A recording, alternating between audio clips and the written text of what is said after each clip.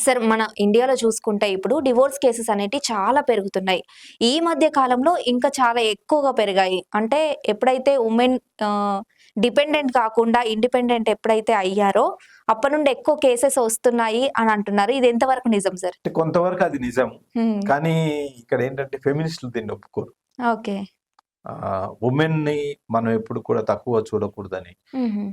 మన సమాజంలో మొదటి నుంచి ఏంటంటే స్త్రీని వెనుకబడిన జాతిగా పెట్టారు. అవును. స్త్రీకి హక్కులివ్వకుండా, హ్మ్.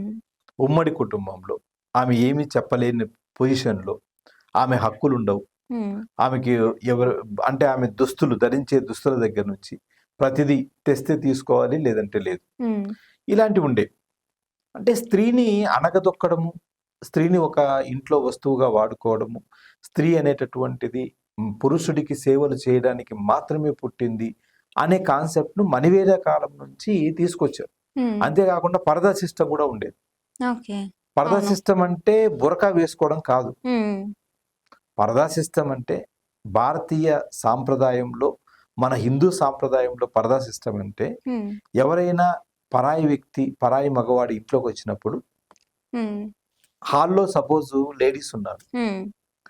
ఒక వ్యక్తి పురుషుడు ఇంట్లోకి అడుగు పెడుతున్నాడు, హ్మ్. పరాయి పురుషుడు. ఈ లేడీస్ అందరూ వెళ్ళిపోతారు. హ్మ్. వెళ్ళిపోయి కిచెన్‌లోనో, వేరే బెడ్‌రూమ్‌లోనో ఉంటారు. హ్మ్. అతనికి వీళ్ళ మొహాన్ని చూపించరు. అవును. దీన్నే మనం ఇప్పటికి కూడా పరదా సిస్టమ్. కొంతమంది ఇప్పటికి కూడా చాలా ఫాలో మంది అవుతున్నారు. ఆ! గుజరాతీలు వాళ్ళు ఫాలో అవుతుంటారు. ఇప్పటికీ ఫాలో అవుతుంది. దీన్నే హ్మ్. పరదా సిస్టమ్ అంటారు. ఓకే. ఈ పరదా సిస్టమ్ అనేటటువంటి దాని తర్వాత దీన్ని తీసేశారు. హ్మ్. దీన్ని కూడా ఒక చట్టం తీసుకొచ్చారు. అయన్నీ వేరే విషయాలు. ఓకే.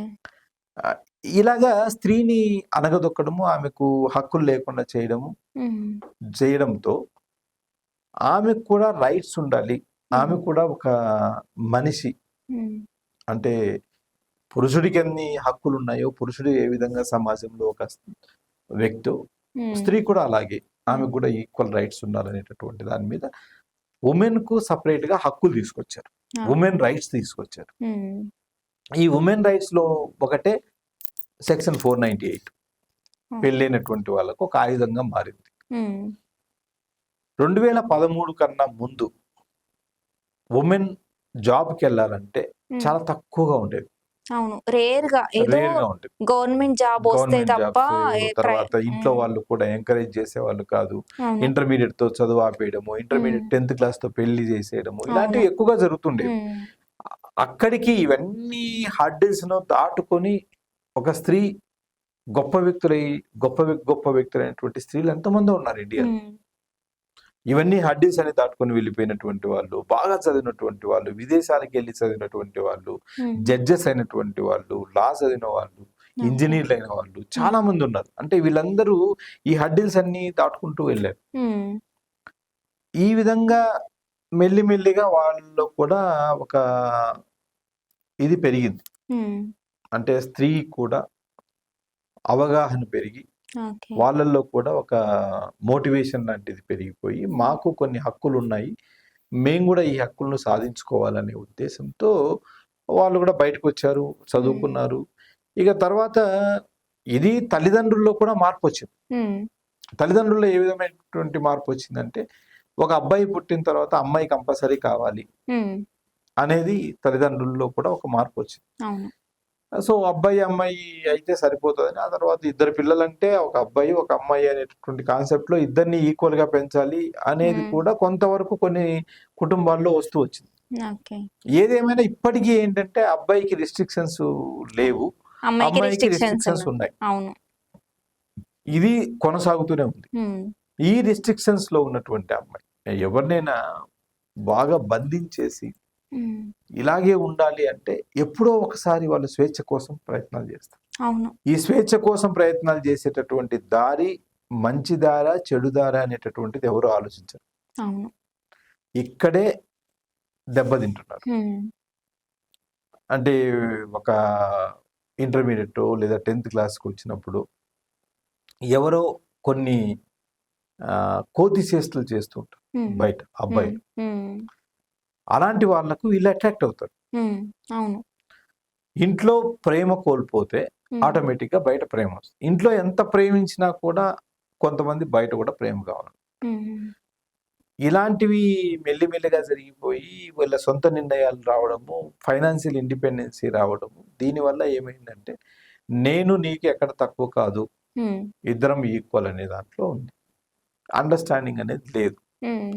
అండర్స్టాండింగ్ లేకపోవడం వల్ల, ఇండిపెండెంట్ అనేటటువంటి వ్యవస్థ రావడం వల్ల, ఫైనాన్షియల్ ఇండిపెండెన్స్ ఉండడం వల్ల, చేతిలో డబ్బులు ఉండడము, నెక్స్ట్ ఉద్యోగాలు ఉండడము, హ్మ్. ఇవన్నీ ఉండడం వల్ల నువ్వు లేకపోయినా నేను బతకగలుగుతాను అనేటటువంటి కాన్సెప్ట్లో వీళ్ళు అవును. కొంతవరకు ఇవి కారణాలుగా ఉన్నాయి. కానీ ఎక్కడ చూసినా కూడా మన సిల్లీ కారణాలు ఉంటాయి. ఇప్పుడు మా దగ్గరికి వచ్చేటటువంటి డైవర్స్ కేసెస్లో చాలా కేసెస్లో హ్మ్. అసలు వాళ్ళు ఈజీగా రిజల్వ్ చేసుకునేటివి ఉంటాయి, కానీ దాన్ని పెంచి పెంచి పెంచి పెంచి పెద్ద చేసుకున్నారు. ఓకే. ప్రతి 6 మ్యారేజ్లకు హ్మ్. ఒక 6 మ్యారేజ్లు అయ్యాయి అనుకోండి, హ్మ్. 4 కోర్టుకి వెళ్తున్నాయి. ఓహ్! అలా అంటే ప్రతి 10లోనూ 6 కోర్టుకి వెళ్తున్నాయి. హ్మ్. కోర్టు మెట్లే వీళ్ళు సారీ అమ్మ నాన్నలు ఎంతో కష్టపడతారు. అవును. ఒక అమ్మాయి ఉందంటే ఆ అమ్మాయికి సంబంధించి ప్రత్యేకంగా కొంత డబ్బులు దాచుకోవడం, హ్మ్. ఆ డబ్బుల్ని అమ్మాయి పెళ్లి కోసం ఉపయోగించడము, ఇలాగా ఎక్కువ ఖర్చు పెట్టి పెళ్లి చేస్తారు. అవును. వాళ్ళు ఎంత సంపాదిస్తారు అమ్మాయి కోసం, అలా ఒక అలయన్స్ చూడడానికి దాదాపు 4-5 ఏళ్ళు ప్రయత్నిస్తారు, హ్మ్. పెళ్లి చేస్తారు. ఇంత చేసిన దాంట్లో 4-5 సంవత్సరాలు ఎలియన్స్ చూడడానికి ఆమెకు ఒక వ్యక్తిని చూడడానికి పట్టిన టైము డైవర్స్ తీసుకోవడానికి చాలా ఈజీగా ఉంటుంది. అవును. సో అట్లాగా ఇవన్నీ డైవర్స్ కారణాలు అవుతున్నాయి. హ్మ్. వివాహ వ్యవస్థ అనేటటువంటిది, భారతీయ వివాహ వ్యవస్థ అనేటటువంటిది రాను రాను చచ్చిపోతుంది. హ్మ్. చచ్చిపోతుందంటే ఆల్మోస్ట్ ఇప్పుడు డైడ్. హ్మ్. వివాహ వ్యవస్థ అనేది డైడ్. ఓకే. ఎవ్వరికీ దాని మీద ఒక అవగాహన అంటూ లేకుండా పోయింది. హ్మ్.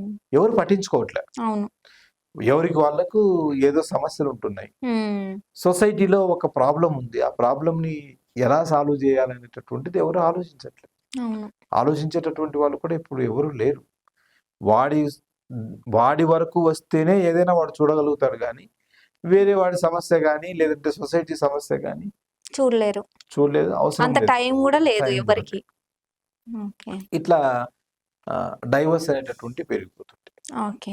అది. సరే అంటే ఇప్పుడు ఎక్కువ కోర్ట్‌కొచ్చే కేసెస్‌లో ఎక్కువ ఏం రీజన్స్‌తోనొస్తున్నాయి సార్? డైవర్స్ అనేటటువంటి హ్మ్. ఎక్కువగా ఇద్దరికి మధ్య చిన్న చిన్న తగాదాలు వస్తాయి. హ్మ్. అంటే ఈగో, ఎలాంటివి? హ్మ్. ఎక్కువగా ఈగో, హ్మ్. ఇద్దరి మధ్య ఉన్నటువంటి ఈగోలు. ఓకే. ఈయన రిమోట్ తీసుకొని టీవీ ఆన్ చేస్తే, పెళ్లి కాకముందేమో ప్రేమ వివాహాల్లో పెళ్లి కాకముందు ఇద్దరికి పవన్ కళ్యాణ్ అంటే ఇష్టం. హ్మ్. వన్స్ పెళ్లి అయిపోయిన తర్వాత చాలా మటుకు స్త్రీ ఏమవుతుందంటే, వివాహమైన తర్వాత కూడా హ్మ్. అంతకుముందు నాతో ఏ విధంగా ఉన్నాడో అయిన పెళ్లి తర్వాత అయిన తర్వాత కూడా అలాగే ఉండాలి అలాగే అనుకుంటారు. ఉండాలి హ్మ్. అనేటటువంటి కాన్సెప్ట్ లో ఉంటారు. అవును.